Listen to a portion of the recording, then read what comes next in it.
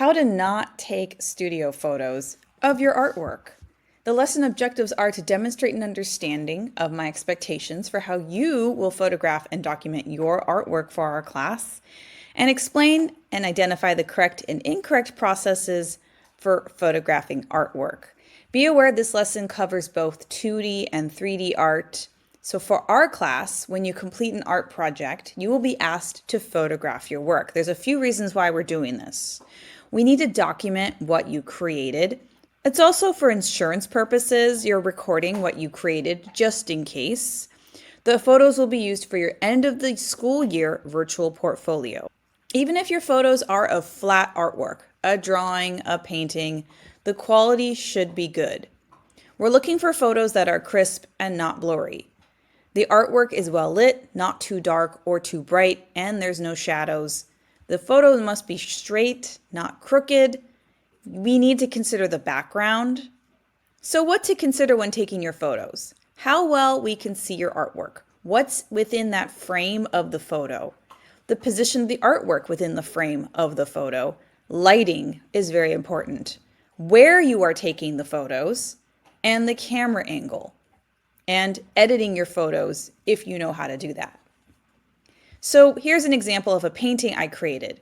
With this photo, we should not see your hand. Small studio photos are meant to be used for your portfolio and showcasing your artwork.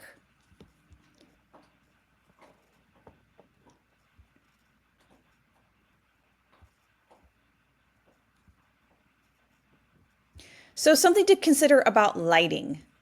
When in the classroom, yes, you will need to use the lighting that's available. We can't really add more lighting, but please do not use a flash. It will be way too bright in your photo, and do not photograph your work at night or in a dark room.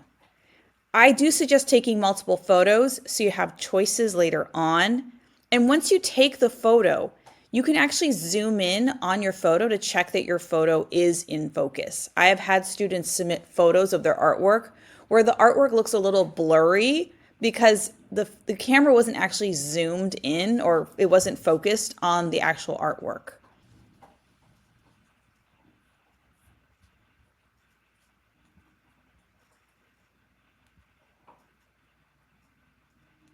Now these examples here are of good lighting. This one, the painting, the artwork was laid on a table for the photo. Notice how the lighting is even. This artwork is easy to see. Yes, there's a little bit of a shadow, but it's not too distracting. And this paper collage here has good, even lighting. And make sure your flash is off. We're not applying any filters to your pictures. And my advice, as I said before, is to take many photos.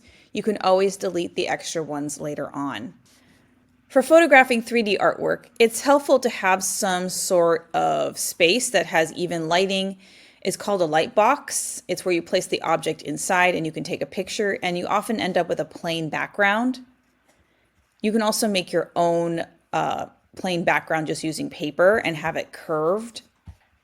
These examples of 3D artwork use cloth in the background, so the cloth is not super distracting, and it makes the photos look a little bit more professional and serious.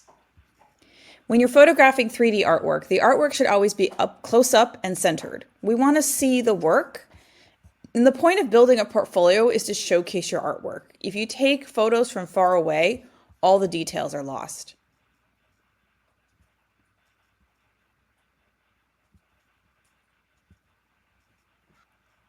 Now consider the camera angle of your camera. And there's actually a feature on your phone where you can pull up this grid on your smartphone and then actually can align the frame of the artwork so it's parallel with the lines. You might need to take a couple pictures to show multiple angles to your artwork as well, but using this grid can help you get a much more straight, serious looking picture. Now these artworks have poor examples of camera angles. Parts of the artwork are cut off due to the angle, and it also makes part of the artwork look too big and too small. This one is just a bad angle in general, like it's hard to see everything. And with this artwork here, the lighting is spotty. You can see some blotches of sunlight, and I don't know what that is. Is that a flame?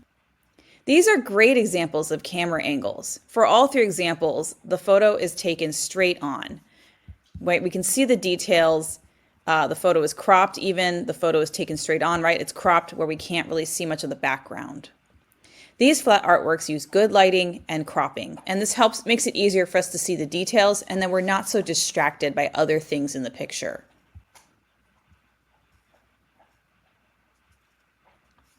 Yes, you can edit your photos. You can crop your picture, so it's the only thing that we see. If you don't know how to do that, I can show you how to do that on your phone.